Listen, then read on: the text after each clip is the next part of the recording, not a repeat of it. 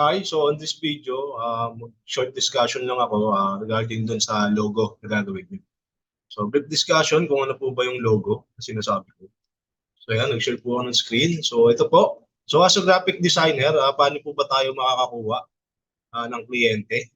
And then paano rin tayo mamimili ng client? So syempre, depende. Dapat as a designer, meron tayong portfolio.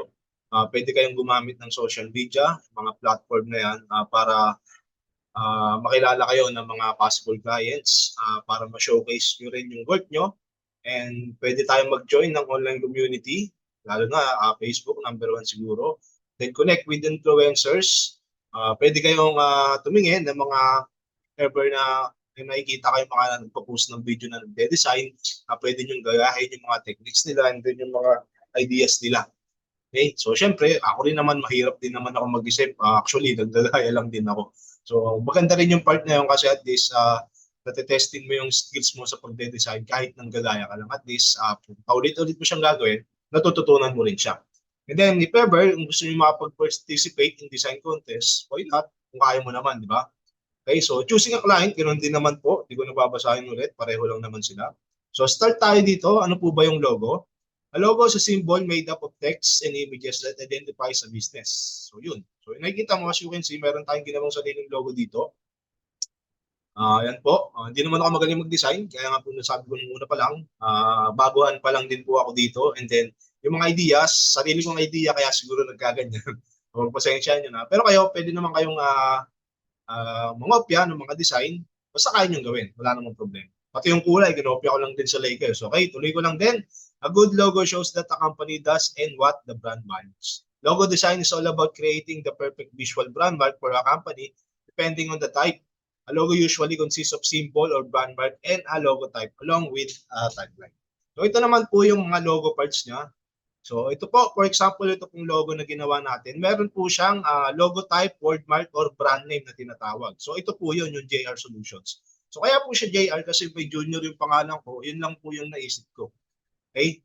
So as a designer. So yan. Pero hindi ko naman ipupurso kasi sa tingin ko naman, hindi naman ako ganun kagalingan. So ayan po, the brand name is probably the most important element of a logo. So yan. Ito po yung parang pinaka-title niya. And then, yung icon logo, yan, yung parang design niya. Okay, so a pictorial or abstract symbol helps to communicate the image or essence of a brand. And then lastly, yung tagline or slogan. So, at ito naman yon yung part na yan. So, medyo nakabaliktad na yung sulat niya kasi sinunod ko lang dun sa bilog. Okay, ayoko nang ilabas kasi parang diyan ko na siya gustong ilagay. Type ko, dyan. Okay? So additional information helps to clarify the purpose of object of the brand. So syempre, as a designer, ayan, ginawa ko lang din siya.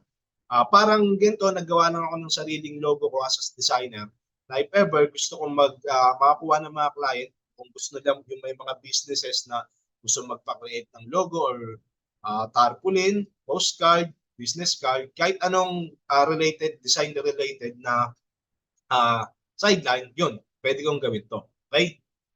So yan, meron naman po tayo ditong logo types. Yan, pag sa logo dapat lagi halos meron brand name, yung icon logo at saka kung pwede, kung meron silang slogan. Pero yung mga ibang logo parang wala naman. Pero mas maganda kung kaya nyo lagyan. Ganito. Okay. So yan, dito tayo sa logo types. Choosing the perfect logo. Nakarecord ba ako? Choosing the perfect logo for your client is never a simple task. There is no one-size-fits-all solution. Selecting the correct type of logo is an important first step when creating or refreshing your company's identity. Okay? So ito, medyo marami itong slides na to. Siguro basahin ko na lang din. Yung mga logo types, siguro para makita rin natin yung mga different class ng logo at sa yung mga meaning nila. Okay? So dito, meron tayong logo types na lettermark. Lettermark logo is abbreviation of a company name using the first letter of each word, otherwise known as an initialism. The lettermark is all about simplicity by utilizing just a few letters. Lettermark logos are effective are streamlining any company brand if they have a long name. Haba ng basahan na to. Okay, so ayan, meron tayong example ng lettermark logo. So yan po si H&M. So ang meaning pala ng H&M is si Heinz. Ewan ko kung paano yung pronunciation niya. And Maur Murtis. Di ko sila kilala. As the full name is so rarely used, most people wouldn't know it. However, the H&M mark is so iconic on its own that the brand is even stronger because of it. So kung mapapansin nyo, napakasimple lang ng logo designing na to, no? So, naggawa lang sila siguro ng sariling font style nila, tapos yan, type na, H&M. Yun na yung logo. So, siguro naman kilala nyo ng logo na to, madalas nakikita natin siya sa mga mall. Okay. Another example of a letter mark logo types is itong NY is seen on caps and merchandises all over the globe. Despite the Yankees being a sports team from New York, this beautifully designed monogram is so successful, it has become a hugely popular fashion icon worldwide.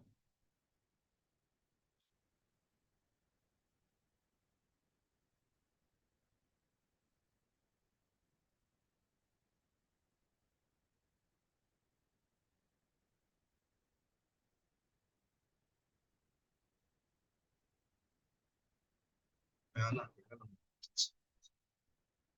Okay, so ito naman, yun po, yan yung NY natin. So, sports brand siya. Pero, halos nakikita natin yan sa mga sombrero. Ewan ko kung may damit. Kung saan nyo nakikita. Another logo types naman natin is Wordmark. Wordmark is a font-based logo with focus only on the business name itself, making it clear and easily transferable for marketing purposes. Memorable name along with strong typography creates power and significance for this. For this, you need to choose or create a font that captures your business personality. So ayan, Google, Wordmark siya. So parang pag sinabi nating Wordmark, para lang siyang simple text na ginawan lang ng design. So napakasimple lang. Okay, so ayan, si Google have the logo seen by billions of people across the planet on a daily basis. They went as far as creating their own custom typeface product sans, ensuring parang ito yata yung font style, ensuring their wordmark is unique, modern, and in keeping with the technology sector. Yun. Ito naman, si FedEx is sila big abbreviation of the company original air division, Federal Express. Now it's on brand, that logo types looks clean and simple at first glance, but the hidden arrow between the E and X make it an iconic mark worldwide. So meron siyang hidden icon yung parang ito, medyo maliit lang siya, lalaki. Pwede pa lang laki yan. So ito yun yung arrow na sinasabi. So para mabilis, next ko na. Pag pictorial naman, ganito naman yung mga itsura niya. Pictorial logo is the opposite of the aforementioned typographic marks and consists of iconographic of a recognizable item or object alone with no accompanying text. It's probably the image that comes to mind when you think a logo. So yan, kagaya nito, parang ano ba siya? TV station yata to. Hindi ko rin siya kilala. Ayan, NBC, Colorful Peacock. Isang iconic symbol the worldwide over. The world over. Whilst it does not immediately communicate that they are a national broadcasting network. Sabi ko na nga ba siya, broadcasting network sa channel. Hindi ko natatapusin lahat sa ano naman to, parang international channel siya. Ito naman, siguro kilala natin to, Major League Baseball. Brandmark is an example of a logo name being condensed into a clear, simple, and attractive graphic. So yan. Baseball logo ito. Parang sa NBA, di ba? So pag ganyan palang logo, wala siyang text. Ang tawag sa kanya is pictorial. Next naman, yung abstract naman natin, logo is much a pictorial logo. Halos kapareho lang siya ng pictorial logo using a standalone icon or graphics as a symbol for an organization. The benefit of abstract mark is that you're able to convey what your company does symbolically without relying on the cultural implication of a specific image. So yan, example natin is yung Nike. Ayan po, abstract mark loosely reassembling, check tick icon. So ayan, kilala naman natin siya. And then ito naman yung MasterCard. So ayan, halos same lang sila ng ng pictorial and then ng abstract. Ayan, hindi ko nabasahin lahat. Ito naman, pag mascot, logo uses a character or logo uses a character or spokesperson who represent the face of the brand. Think of them as the ambassador for your business. So yan, parang pag mascot logo, parang meron siyang figure, tinatawag, na design pala, sorry. So yan, KFC, ito po, illustration of Colonel Sanders, the iconic founder, is a great example of extremely successful mascot logo. The highly distinguishable feature make him the perfect man for the job. So, hindi ko na babasahin lahat. Yan po yung logo ng KFC and then si Mr. Muscle, ganun din. So, mascot type po siya. And then, meron naman tayo dito yung combination. Pababa pala nito. Perhaps the most commonly used logo is the combination logo. Yan, meron siyang combination ng picture and saan na ba tayo? This is comprised of a typographic mark, letter mark, or word mark alongside the pictorial element, symbol, abstract, or mascot. So yan, combination na siya. The picture and text can be laid out side by side, stacked on the top of each other, or integrated together to create an image. So yan, example natin si Amazon and si Microsoft naman. Next, emblem naman tayo. Ayan, specific type of combination mark whereupon is displayed inside the symbol or an icon. Inspired by crests, seals, and badges, these are often more traditional in appearance and are very common with schools, organizations, and government agencies.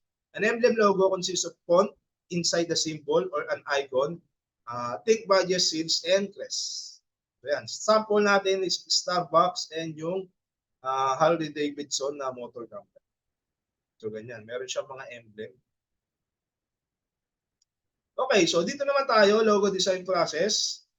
Is it something to engage in half-heartedly? It's one of the many types of graphic design that demands some serious analytical and critical thinking, creativity, and planning. Okay, so yan, kailangan nyo rin syempre mag-isip. So ako kasi, ginagaya ko na lang. Okay, so yan, logo designing process. So yan, mayroon po tayong tinatawag na design brief, get to know the client's business. So if ever na mag-proceed kayo or i-pursue nyo yung skills na to sa graphic designing, ito yung mga advice na pwede kong ibigay sa inyo. All designers agree that the initial accumulation of information from the client is the most important step, either by a face-to-face interview or a questionnaire. This is where you must establish the design brief. So dito kasi kapag nakakuha ka na ng customer, kailangan kausapin mo maigi yung client mo. So ano ba yung gusto nila? Ano ba yung gusto nilang makita? Okay? So para hindi pagka gawa mo, basta ka na lang gumawa ng logo, hindi nila agad magustuhan. So kukuhunin mo yung idea na meron siya, tapos ita-transfer mo na lang sa sarili mong design. Okay? So yan, research. Learn about the industry and competitors. Medyo malalim na to, pero basahin na lang din natin. After modeling the design brief, getting to know your client's business is the next crucial step in making a logo successful. Research includes general reading on the industry itself, sometimes of its history, and on its competitors. If budgets allow, external research can be carried out.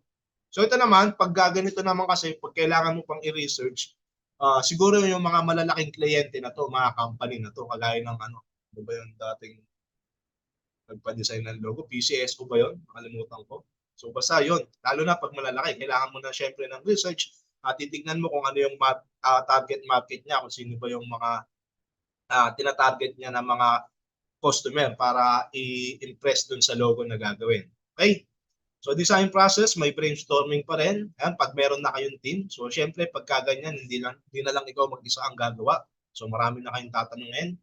Hindi ko na babasahin para mabilis. Ayan, so pag sinabi nyo naman brainstorm, alam nyo naman yung papapasok sa isip nyo. And then yung process, ayan, sketching muna syempre. Normal yan, natural yan pag magde-design, lalo na papagawa ko rin naman sa inyo. Kailangan nyo muna at least mag-sketch bago nyo i-transfer into digital. So yan. Basahin nyo na lang din to, medyo mahaba eh. Pwede nyo i-post. And then next tayo, logo design process. Ito naman, design refinement. So yan, select best logo and execute them digitally. Pakibasa na lang din. Kasi babasahin ko lang din yan. Okay, ito naman, presentation, show logo. Pagka ganyan, malalaking business na to, mga malalaking isda na to, pagka ganyan. So siguro naman ngayon sa training natin, so magsimula tayo ng start. Pero kung kayo is may mga experience na, pwede, why not?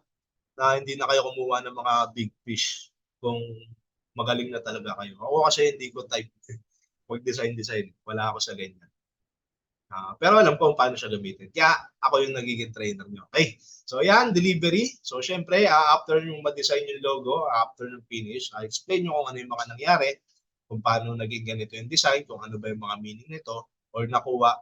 Itatanong nyo syempre yung client nyo kung okay ba siya sa mga naging resulta. If ever na may changes, syempre, kailangan nyo gawin within the time frame. Okay? So yan. Ito na rin yun. Okay? So yun lang naman ang purpose ko to ng short discussion is ma-explain ko lang sa inyo kung ano ba yung mga logo types itong nasa taas. May iba't iba kasing brand name tuloy. Logo types yan. Lettermark, wordmark, pictorial, abstract, and mascot. Combination pa pala. Tapos may emblem. Okay? Yung next video na isusunod ko is meron na kasi akong recorded video kung paano ko ginawa yung logo na to. Para hindi ko na ulitin. Parang i-edit ko na lang. Ayan. Tapos, next kayo naman, next activity kasi is kayo na mismo, kayo na mag-create ng sarili nyong logo. Okay? So, yun. Okay. So, yan, pag nakapagbukas na ako, pwede ako mamili dyan. Pwede na to letter. Open lang ako ng isang letter. So, wala pa kayong paggagayahan. Kahit hindi nyo na i-drag and drop yung logo nyo. Ay, yung sketch nyo. Okay. So, ito, gagayahin ko na lang to. Lagay ko na lang dito sa kabilang screen. Yan, nag-close tuloy, di ba? Ngayon, ang first instruction dito is dapat your logo must be 10 inches in size. So, yun muna yung gagawin. So, yung artboard natin, size nito is letter. Okay? So, para makuha natin yung 10 inches size, lakayan ko lang muna yung artboard. Tapos, ito yung size niya. So, meron siyang width na 612 points and then yung height na 792 points. So, kung mapapansin nyo, PT yung nakalagay, hindi inches. Paano natin yan babaguhin? So, punta lang kayo ng edit and then preferences, yung units. Okay, so dito under ng units, yung points pwede natin gawing inches. Ayan, tapos okay lang natin. Okay, so yan, pwede na natin baguhin yung size ng artboard natin. So, pwede natin gawing 10 by 10. Yan. So, ayan, 10 by 10 inches na siya. So, itong artboard na to, sukat na yan as 10 by 10 inches. Okay? So, ito na yung magiging guidelines nyo. Dapat hindi na kayo lumagpas dyan sa artboard na yan. Para at least pag nag-export kayo, yung size makukuha nyo na 10 inches. Okay? Next, ang gagawin natin is, ito na, mag-create muna ako ng bilog. Okay? So, yung outside circle ko muna. Create lang tayo dito ng ellipse tool. Tapos, hanapin ko lang. Ayan, yung center. Shift and R. Tapos sasakto ko lang sa artboard. So ayan, okay na ako dyan. Ngayon, kailangan ko uli ng another circle uli para dito. Kasi doon ako maglalagay ng text. Okay, so pwede kong gawin is scale ko lang siya para mas lumiit. So scale up to siguro 80%. Pwede na siguro yun. Tapos copy. Ayan, para magkaroon kayo ng another circle. Ngayon, pwede na ako mag-create dito ng ayan, text. Unahin ko muna to, yung brand name ko, JR Solutions. So, type tool ulit tayo. Hanapin nyo lang tong type on the path tool, tapos click nyo lang yan. O yan, di ba may minsan na-experience nyo yan, nagkakaroon ng you must click a non-compound non-masking path to create a text. Salong, hanapin nyo lang yan dyan hanggang sa mag-okay. Ayan. Yun. So yan, depende dyan sa apat na yan, kapain nyo na lang. Tapos mag-type ako dito ng JR.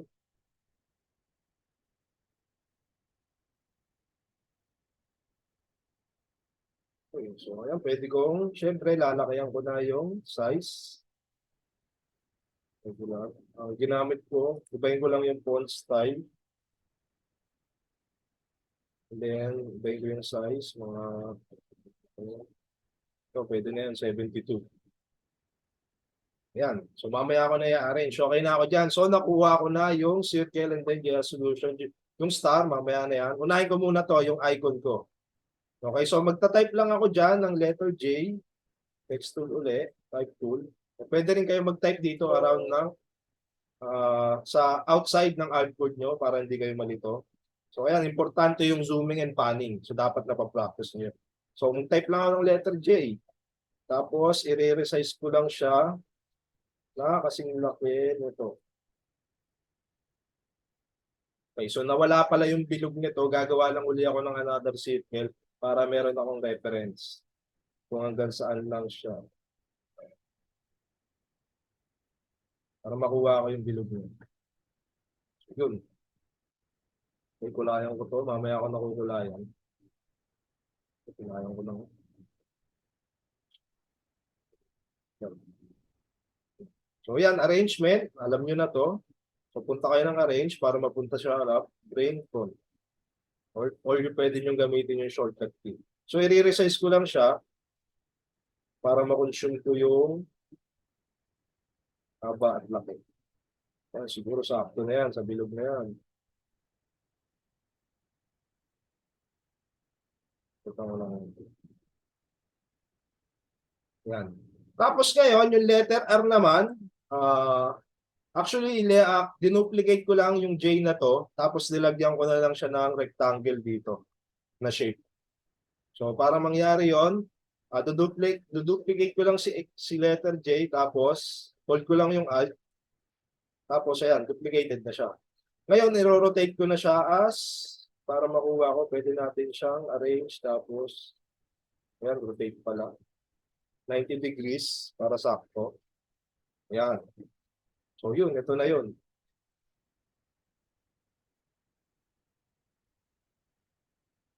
Ayan.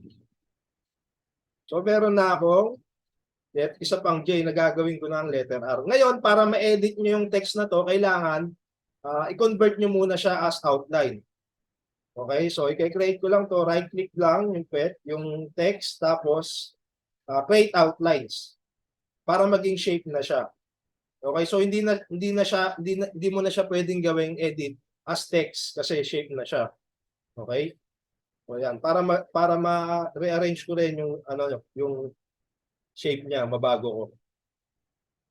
So yan. Tapos dito is meron siyang parang arrow. Gagawin ko yan. Okay, so paano nga ba yun? Nakalimutan ko na. Ulit ko lang to. Ay, magkikreate pala ako ng anchor points para magkaroon siya ng right-click tapos anchor points sa gitna. Then pwede ko na siya i-select dito. Yan. Para maging pointed yung dulo niya. Okay. So yan. You know. Yan, okay na ako dyan. Tapos yung pangbaba na lang. So pwede akong gumawa ng rectangle. Size ko na lang din para dito ka pa rin. Okay. So sunod ko dito, and then gamitan ko na lang ito. Okay, pwede ko pa rin siyang pahabain. Gusto ko. Yan, okay na ako dyan. So ngayon, para mag-merge sila, so pwede natin gamitin yung merge, yung shape builder tool para maging isang shape sila.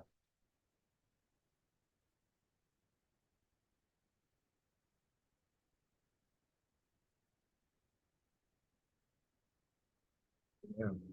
So select lang natin tong dalawang shape, tapos shape builder tool. Yan. Okay, so hindi na yan mag-iwalay kasi isang shape na yan.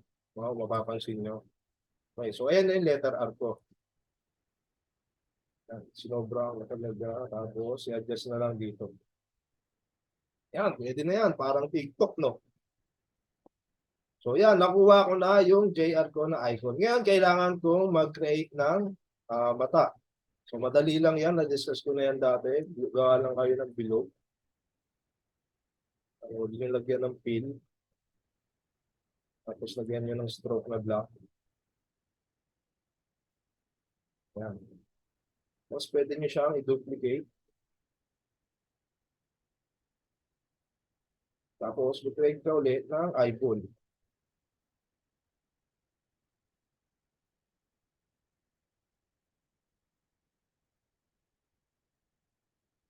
Okay, mamaya na yan. Parang may naisip ako iba. So yan, shape, select nyo lang yung dalawang shape, tapos shape filter tool. Hold nyo lang yung alt para mawala. Ayan, meron na kayong mata. Tapos naisip ko, pwede ko pala siyang i-duplicate. Yun na lang yung gagawin ko na eyeball para hindi naman bilog lang. Ano nga ba yun? Okay, 90, tapos copy. Ayan, meron na akong dalawa. Palitin ko na lang siya. Yun o. Meron bumuhol nyo. Tapos gawin ko lang pala. Yan. Di ba? Mas maganda kaysa dun sa sketch. Tapos pwede ko nang ilagay dito. Okay, ngayon naman, kailangan ko yung 6 na stars. So, create lang tayo ng dito, star tool. Again, pag mag-create kayo ng star, pwedeng triangle dito. So, depende sa points. Kung 5 points yan, ibig sabihin star yung magagawa nyo. Yun na pala. So,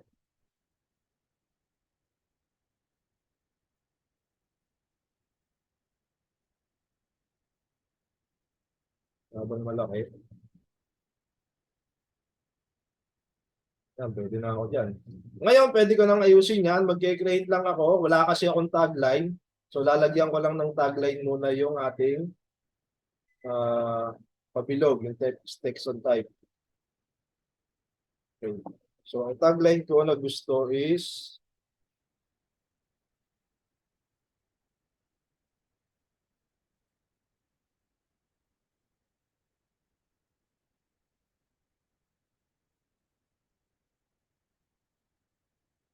space. Yan.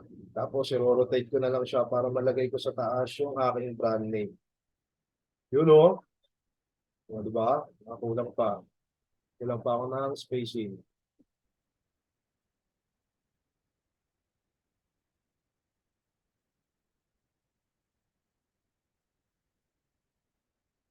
Yan, ayos na ako dyan. Tapos, yung star na lang na 6. Yan. Okay na, kuha na ba? Ngayon, ikaw na po magdi-decide ng kulay kung anong kulay yung gusto mo. Okay, so for example, ayan, okay na siguro ako sa dilaw. Then, gawin ko na lang siguro itong circle na to. Gawin ko siyang ito. Tapos, pwede kong gawing white. So, white na lang. Then, dilaw. Gawin ko itong dilaw. Ay, mali. Nagutan mo ba? Look ko lang to. Tapos, gawin ko yung yellow. Walang ba? Yun, sakto. Tapos, ito gawin ko na lang yung dilaw. Wala na siyang outline. Tapos, tuwain natin ng yellow. Yun! Diba? Tapos, duplicate lang.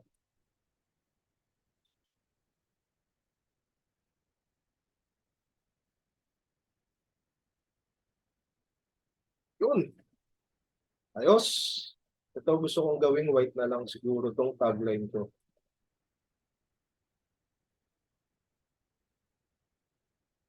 Gawin natin gawing white.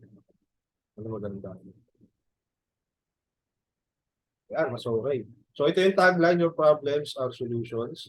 Tapos, ito namang icon ko. Gawin ko na lang tong white. Tapos may outline. Ay, hindi ko pa pala ito nako-convert sa outlines. Yan, para maging shape siya. Tapos, lagyan ko na lang ng itim na stroke.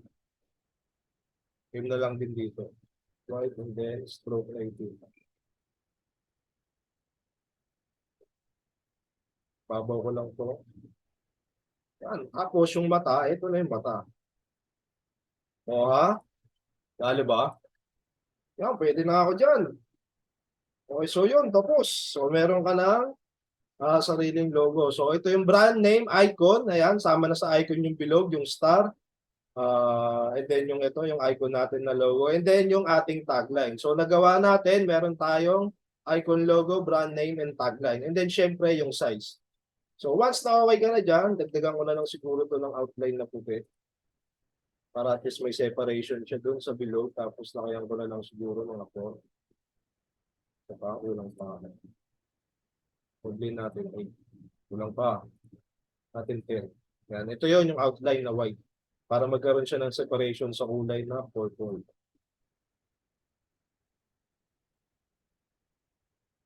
Yan, okay na ako dyan.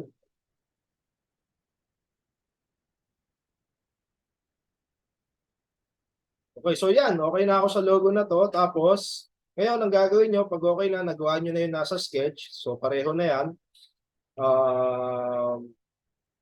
Export na natin siya. So, 10 inches yan ha? Kasi ito yung artboard nyo, 10 inches na. So, ayan, hindi naman tayo lumagpas, hindi naman tayo nagkulang. Okay? So, ayan, again, yung ginawa nyo nung logo tracing, select nyo muna lahat.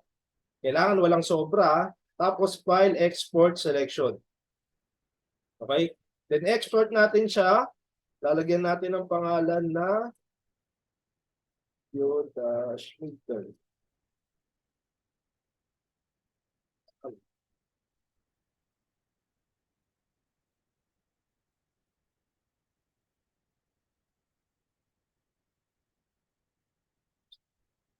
Downloads na natin. Tapos, export na natin. Yun. So, ito na po yung ating logo. So, PNG po siya. Wala siyang background. Yan. So, ayan, 10 inches po yung laki niyan. Hindi katulad ng mga gawa nyo nakaraan ng liliit eh. So, ayan. So, meron na tayong standard size. So, ayan, okay na ako dito. Ngayon, pwede nyo nang i-upload yan sa Google Drive folder ninyo. Okay, so sana naintindihan. Again, hindi nyo gagayahin itong ginawa ko. Magke-create kayo ng logo para sa sarili nyo. Okay, kung ano yung naisip nyo, kung ano yung nai-imagine nyo, ganoon yung gagawin nyo. Ha? Okay, so sana maliwanag lahat. Yun po, pag nagawa nyo na ito yung instruction, again, ayan. Okay, so yan po yung gagawin nyo para sa midterm. Okay, hindi ko na ulitin yung mga sinabi ko kanina. Panoorin nyo to para makuha nyo yung instruction. Okay? So hanggang dito na lang. And out. Nandito na ang video. Yung next, kasunod lang din nito is kung paano ako gumawa ng logo na to. Okay? Kung paano ko siya ginawa. Okay? So yun, ito yung next na video. Up next. Go.